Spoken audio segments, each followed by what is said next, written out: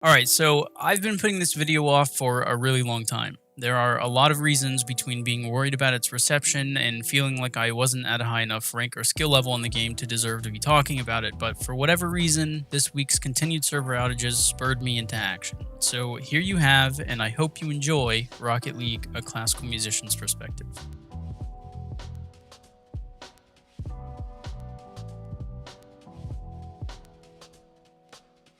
In its most basic form, Rocket League is a game where you play soccer by controlling cars, usually with teammates, but I've put together a few short clips to try and help and explain what Rocket League is for those of you who have never seen or heard of it.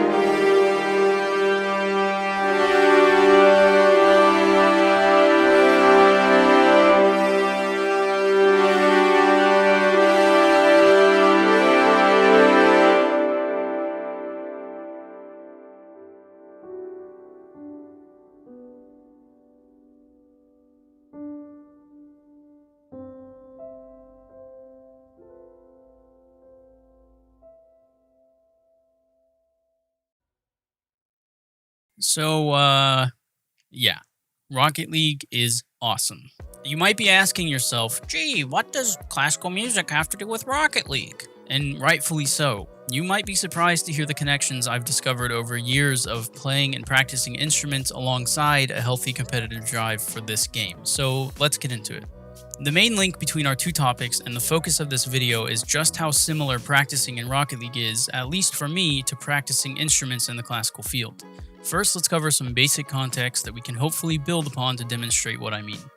Natural talent obviously exists. That's something we can basically agree is undeniable. This shows itself in all fields and especially in music. The interesting observation about classical and more vaguely orchestral music that I've been able to make over the years is that because it's a tradition-based part of music, it's much less likely, all the way down to being almost non-existent, that someone is naturally talented at it. Someone can and will be naturally gifted at their instrument, but the conventions of classical music are things you have to study. There are of course those that pick it up and perhaps excel faster than others, which could be argued as a form of talent, but the point is that no one just innately knows what classical music really is or how to interpret or perform it. This is something we as musicians strive to understand and get better at through a long and difficult process of education and experience, and many argue that that journey never really ends. The point is that with a slowly refined, traditional space such as orchestral music, no one is going to just pick it up and have a concrete understanding of it. Rocket League is much the same. If you think about moving from different RTS or FPS games, whatever genre, you probably remember each game after the very first being easier to learn than the last. This is because in most games there exists a thing which we call legacy skill. If you're a veteran of Dota and you decide to start playing League of Legends, there's a ton of things specific to the genre that you'll be taking along with you, with the main challenge being gathering knowledge about new characters or abilities or what have you. Now, unless you were one of the roughly 2 million people who downloaded the worst named video game of all time, Supersonic Acrobatic Rocket Powered Battle Cars, this idea of legacy skill doesn't exist. Rocket League stands on its own in a field of remakes, continuations, iterations, and so on as a game that has absolutely no competitor save for copies and ripoffs. This is the foundation upon which my argument stands and where Rocket League and classical music meet. This game, like classical music, is unique and unnatural in such a way that lends itself to a unique and perhaps unnatural practice undertaking. Let's get into specifics. A lot of people are huge proponents of free play, but in the vast majority of videos on the topic, it seems like a lot of us don't really understand why. We know practice is good and that you can practice in free play, but that seems to be the extent of the explanation for a lot of videos. Even those that talk about what to do in free play don't really seem to explain why, which is a huge part of it and is just as important as knowing what to do. Let's start from the perspective of someone who doesn't warm up or practice and just jumps into ranked to start explaining this process. If you aren't a musician, you may not be aware of this, but for those of you that are, you know that if we relate this person who jumps straight into playing the game to our field, we are in trouble. In music, you never want to be put into a position where you aren't warming up or practicing before a performance. For the sake of this video, we'll talk about ranked games as a performance in our analogy for music. If you think about it, for most of us, that's really what they are. Classical musicians at the top of the food chain are there almost universally because of their work ethic and impeccable practice routines. You would never hire someone whose only time playing their instrument is while they're performing for you. Likewise, none of us should be or want on our team the person who only plays Rocket League when they're playing ranked or six-mans, whatever it is. Now, just like with pro players who have different playstyles and personalities that appeal to different people, which decides what team they're on or where they end up, professional musicians have unique sounds, personalities, or understandings that do the same for them.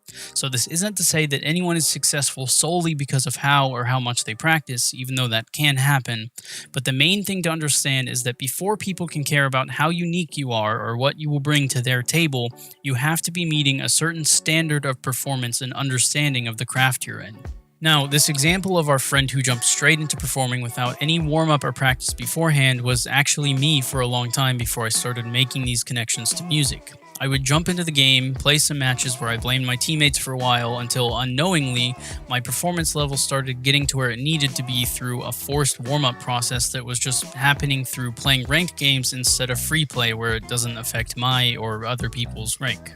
This initial link between practicing instruments hit me one day when I thought about how ridiculous it would be for me to exhibit these same behaviors in my school of music. You can only imagine being the musician who didn't practice or warm up before a rehearsal or concert and blaming the rest of his or her section of musicians for the ensemble sounding out of sync.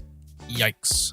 This need for warm-up is because no matter how good you get at anything, it isn't necessarily something humans are supposedly naturally designed to do. You don't have to warm up your mouth before you eat, nor your nose before you smell. These are things inherent to being alive that basically always work as intended. This is 100% not the case with playing a game or an instrument or anything of the like. There's a process of refamiliarizing something with your brain we must go through every day, even if it's something you do every single day. I can tell you firsthand that the very first step in my Rocket League renaissance was realizing this and deciding to disallow myself from entering a match until I had played at least 20 minutes in free play. It's incredibly important, but now that we can hopefully agree on the theoretical reasoning on why getting some time behind the wheel before jumping into performance is so important, I'll take you through the next couple of techniques I started implementing once this understanding opened the door for so many other similarities between my music practice regimen and my Rocket League one. This is the practice routine we'll be going through in this video, and it's the one I made for myself to do basically every day whether I decided to jump into ranked or not. So let's go through this first category.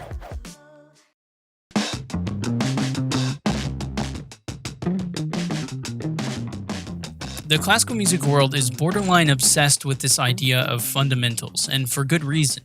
We can imagine fundamentals in this context to be the building blocks you should place when constructing your house of good technique or control every day, and you really do have to build this every single day from the ground up.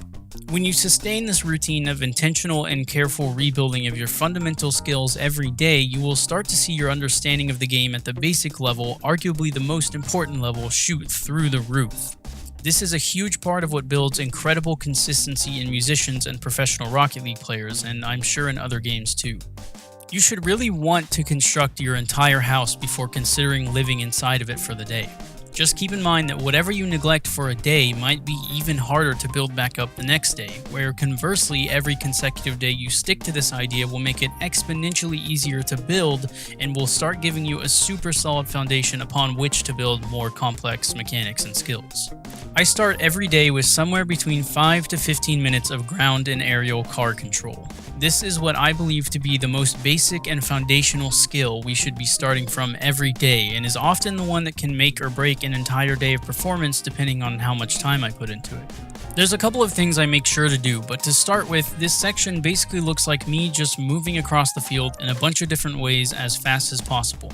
Basically boosting the entire time, doing half flips, wave dashing, recovering, power sliding, and other stuff like that. Essentially, we're just trying to reintroduce to our subconscious exactly what it feels like to control the car and how to move it quickly and accurately on the ground. I recommend doing this for between 5 and 7 minutes, depending on how you feel, just moving as fast and precisely as you can manage that day, with the goal of refamiliarizing yourself with how it feels to feel good controlling the car.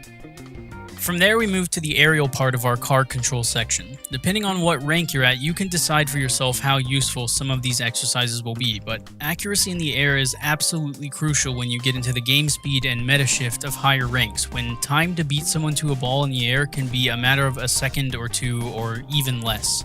The first exercise I do is one I learned from a Verge video a long time ago, which is where you fly from one goal to the other from each of the sides and try to hit the opposite post in a bunch of different ways. When I first started doing this, it was really difficult, but it was one of the first things I really started practicing and saw improvement not only in the exercise itself, but also in-game thanks to the exercise. You can make this even more difficult by using the flip reset and a couple of random turns and stuff like that to mess yourself up on the way there and still try to hit the post in the same orientation you left the other one in. I'll link his video in the description because he has some really great tips on this and other stuff that can help even the most advanced player become a little bit more consistent. Another thing I like to do is consecutively pick a tile on the wall of the arena and fly to that specific one in the most chaotic way possible. This is really great at helping you learn how to recover in the air from a weird flight path, but with a specific target. That tile will be the ball one day, but for now it's a good stand-in. Other than that, the aerial section is a lot of flying, a lot of boosting, and just again reminding your brain what it feels like to fly the car in a fast and accurate fashion. This is super important to do every day, and it'll get done whether it's intentional and free play or forced through your first couple of games where you're whiffing everything and making things hard for your teammates. This section we're calling practical mechanics. That distinction, practical, is important. This is the largest section, and it's the one where you want to practice using the tools you realistically have in your toolset. This isn't the time for your musty kicks and your double ceiling 180 backwards wave dash shots or whatever. It's where you refine the tools you have in use for everyday matches. You'll have to decide what that means for yourself, but here are a few examples of what I do in this section.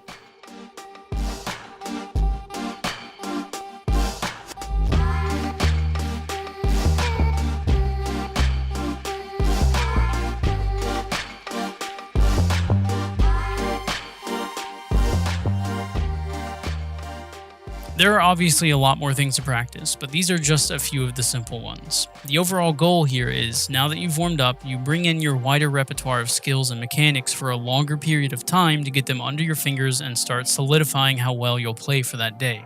Try to practice every situation, every read, anything and everything you can manage to recreate in free play. It'll leave less for you to be surprised by when you hop into a game. One important thing I want to bring to your attention before moving on is that your intention while practicing these things is incredibly important. We always want to be practicing with direction and purpose, not just for the sake of practicing. One of my professors once challenged the age-old trope that says practice makes perfect. He made a great point in changing just a single word, with the result being practice makes permanent. Just simply practicing will not necessarily yield the exact results you're looking for, which is why intention and proper practicing methods are so important. Practice makes perfect loses all meaning when you realize that you could be practicing something incorrectly for 1,000 hours, and that faulty practicing will absolutely never result in perfection or anything close to it.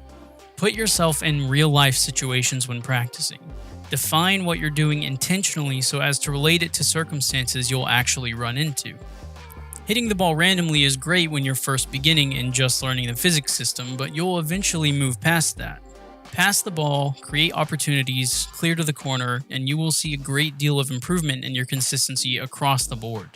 All of this can be done in free play without the consequence of getting scored on or losing MMR. After doing this for about 10 to 25 minutes, depending on the day, you'll have laid a really strong foundation to move into comp with and to build upon in our last section of our pregame warm-up/practice session.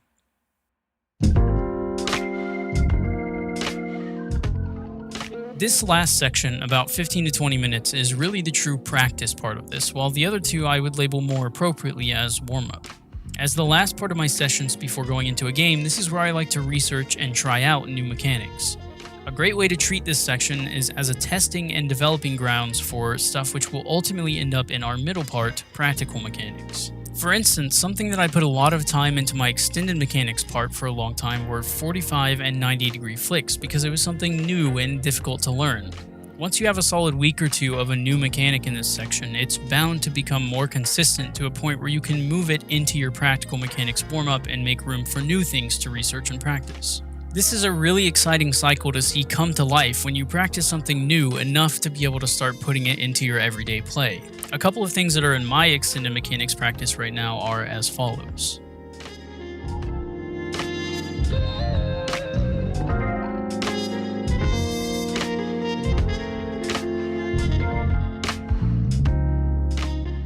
While I can't guarantee any specific results from this, I have a great deal of faith in this routine, and I would be surprised if when sticking to it you didn't see significant improvement in a lot of areas of your play. One of the greatest parts of this practice session is just how dynamic it is. It's a lot more how to structure your practice session than it is limiting you to what you specifically need to do. It's modular. You can insert and remove things as necessary while keeping the form intact and ensuring the appropriate amount of time is given to each section of gameplay.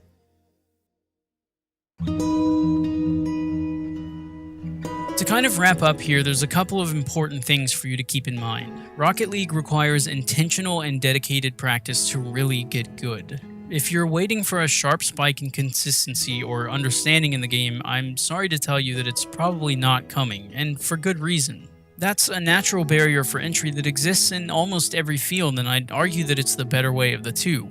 Just like in music, when you start to prove your dedication to Rocket League or anything else, you will see the results you long for. Progress is slow and deliberate, not quick and accidental. Things will come at a steady pace as they should, as long as you're sticking to a regular amount of playtime and practicing. This also means that consistency is far more important than large leaps and bounds. Learning new mechanics and having giant surges in understanding of the game is fine as long as they exist on a stable foundation of consistency. This will ensure that when you do learn something new and exciting, it won't fall through the cracks or get lost to inconsistencies in your play. Anyway, hopefully you've enjoyed this. Please let me know if you'd like to see more Rocket League content. I actually have a couple of video ideas related to the game, so I'd love to hear from you if that sounds like something you'd be interested in. Feel free to comment your own practice routines and let me know how yours helps you get better. See you in the next one. Thanks for watching.